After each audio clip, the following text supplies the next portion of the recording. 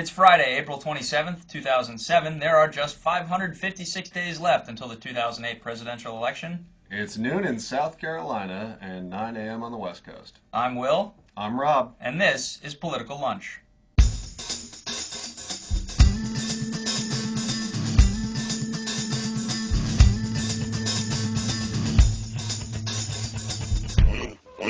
Welcome back to Political Lunch. Last night was the first debate in the presidential election. The Democrats faced off in South Carolina. Now, the headline on this one is that there were no big surprises. In a situation like this one, the frontrunners have a lot to lose and not much to gain, so playing it safe was the name of the day for the big three, Senators Obama, Edwards, and Clinton. Now, some in the chattering class are calling this Obama's loss, but I think in a lot of ways it's mostly just people who need a headline at this point. There wasn't a lot to report on. And all in all, both Clinton and Obama can be credited for accomplishing what needed to be done. Now, Senator Clinton appeared much more at ease and less scripted than she often does, offering a glimpse of her human side. Critics often say that's missing, but last night I think she answered those critics. This question on Walmart, she performed particularly well. Well, it's a mixed blessing. How so? Well, because when Walmart started, it brought goods into rural areas like rural Arkansas, where I was happy to live for 18 years, and gave people a chance to stretch their dollar further. As they grew much bigger, though, they have raised serious questions about the responsibility of corporations. And this is all part, though, of how this administration and corporate America today don't see middle class and working Americans. They are invisible.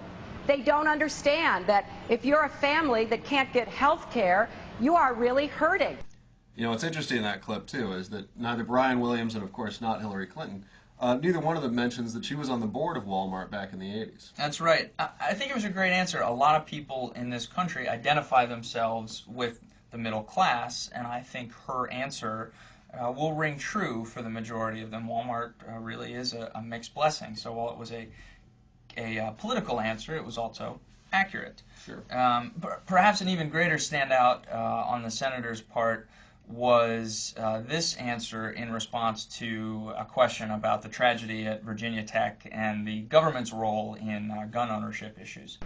You know, I remember very well when I accompanied Bill to Columbine after that massacre and met with the family members of those who had been killed and talked with the students, and feeling that we had to do more to try to keep guns out of the hands of the criminal and of the mentally unstable.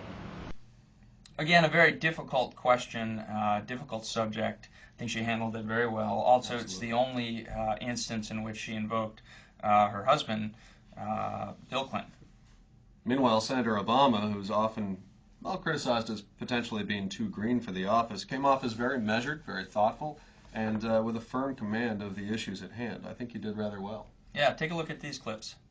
We are one signature away or 16 votes away from ending this war. There is no contradiction between us intelligently using our military and in some cases lethal force to take out terrorists, and at the same time building the sort of alliances and trust around the world that has been so lacking over the last 6 years. Senator Edwards continued on a track that I think has distinguished him throughout the course of the campaign up until this point.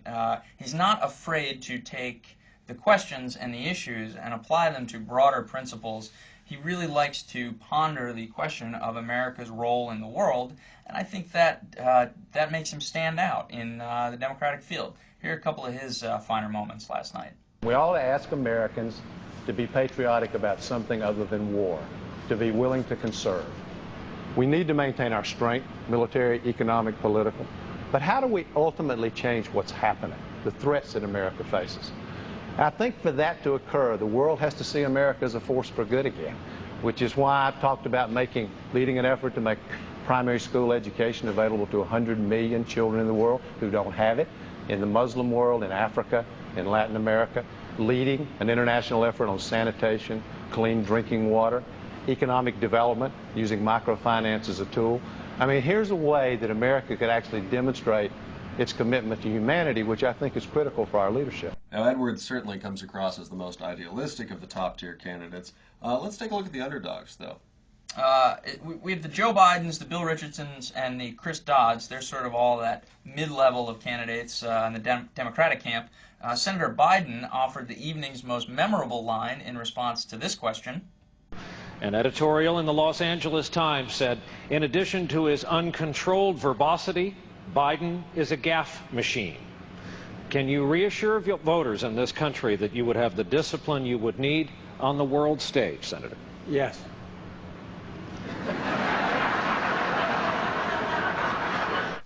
Senator Dodd had the misfortune of being handed probably the hottest potato in the questioning when he had to deal with this question. This is from Joe, and he asks, I have to pass a drug test to earn a paycheck. Shouldn't the welfare recipient have to pass one to receive a check as well? Now, there is no easy or right answer to that one. Also of note is that his campaign did an interesting thing. They actually streamed live video online with a couple of his campaign staff with running commentary. It's actually similar to what he did with the Daily Show. Sure. And, you know, last night the audio was bad and, you know, the format was sort of disorganized. But, you know, again, points for effort. It really was, you know, a unique initiative on the Dodd campaign's part. In fact, I wish the others had done something similar. Now, New Mexico Governor Bill Richardson, we haven't heard much from him throughout the campaign. He has a great track record as, you know, a statesman. But last night, I think he earned himself some demerits from the Democratic Party for these remarks about taxes. Well, as Democrats, I just hope that we always don't think of new taxes to pay for programs. That really delivers sort of a standard Republican talking point. It's none an assumption that the candidates clearly tried hard to get along last night. None of them trying to sink the collective Democratic ship, but Bill Richardson certainly came as close to doing that as any of the candidates did. Now, the underdog phenomenon is what makes these debates tolerable. It's what keeps me awake after over an hour of listening to them. Let's talk a little bit about people like Kucinich and Gravel. Absolutely. Dennis Kucinich, Ohio congressman. I have to admit, I'm a Dennis Kucinich fan. I covered him in New Hampshire during the 2004 Democratic primary, and I really like the guy. He's all about substance. He was the only candidate on stage last night to actually mention bills specifically by number. You know, and he's the same person he was 4 years ago. We know who he is. We know where he stands. And I think he can be credited with delivering some of the most eloquent lines of the evening. Here are a couple of highlights. But I oppose the idea of using war as a matter of policy. The world's waiting for an American president who reaches out in a hand of friendship and who understands this is a complex world, but doesn't see the world in terms of enemies. The minute that we have dichotomous thinking of us versus them, we lose the opportunity to be able to connect with people. Now, the Kucinich counterpart on stage last night was former Alaska Senator Mike Gravel. He's kind of like your crazy uncle. He's a little bit off sometimes, but when it comes down to it, he's usually right. The military-industrial complex not only controls our government, lock, stock, and barrel, but they control our culture. Some of these people frighten me. They frighten me. Oh, Joe, I'll include you, too. You have a certain arrogance, and let the American people see clearly who's keeping the war going and who's not. We're going to be as successful fighting terrorism as we are fighting drugs. Who the hell are we going to nuke? Senator, tell me, Barack, who are you want to nuke? I'm not planning to nuke anybody right now, Mike. I promise you. Good, we're safe there for a while. Now, how about what wasn't talked about? There were a couple of very high-profile issues that were only mentioned once last night. The first was Hurricane Katrina. The word Katrina was only used once during the entire debate, and I think, aside from the Iraq War, the Katrina response is probably the Bush administration's greatest failure, and that one should have been ripe for use by the Democrats, but curiously, it wasn't. You know, the second is global warming. The phrase was uttered only once by Senator John Edwards. Everybody else kind of danced around it a little bit. They talked about energy policy and, yeah. Exactly, and I find it interesting, actually, that now there's such a strong consensus in the moderate and liberal areas that they still weren't willing to grab the bull by the horns the way that Edwards did. Now, Brian Williams and NBC, I think, did a great job hosting and broadcasting the debates, even though we're still miffed that it's tough to get footage. A couple bloopers, though, which... A couple of interesting bloopers that we should clear up. The first... Now, this was early in the debate in a question to Bill Richardson. Despite your opposition to the war, do you think you would vote to fund the troops? Brian Williams used the phrase fund the troops when talking about Iraq war funding issues.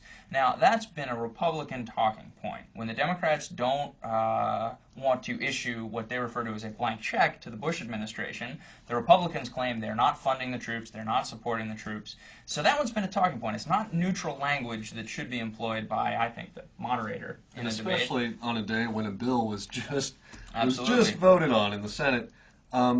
There's a strong distinction between supporting the war and supporting the troops. Second blooper was this little gem that Brian Williams offered towards the end of the debate. Just today, they suspended an arms deal over a squabble.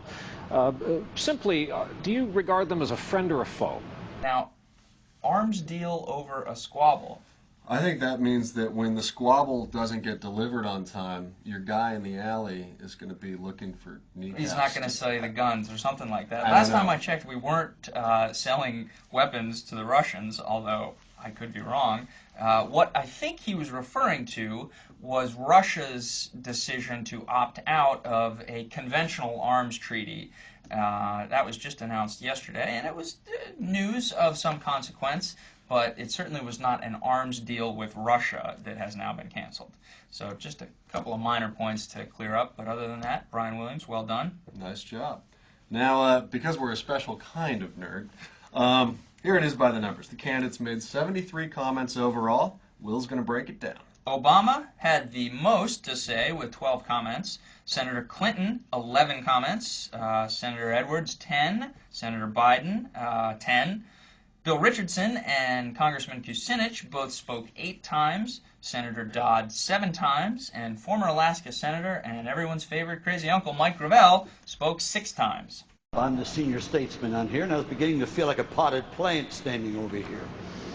Thanks for joining us for the first week of Political Lunch. We'll be with you for the next 18 months. So we hope you stay tuned. You can always find us on iTunes or subscribe to the feed below. Hope you'll have lunch with us again on Monday.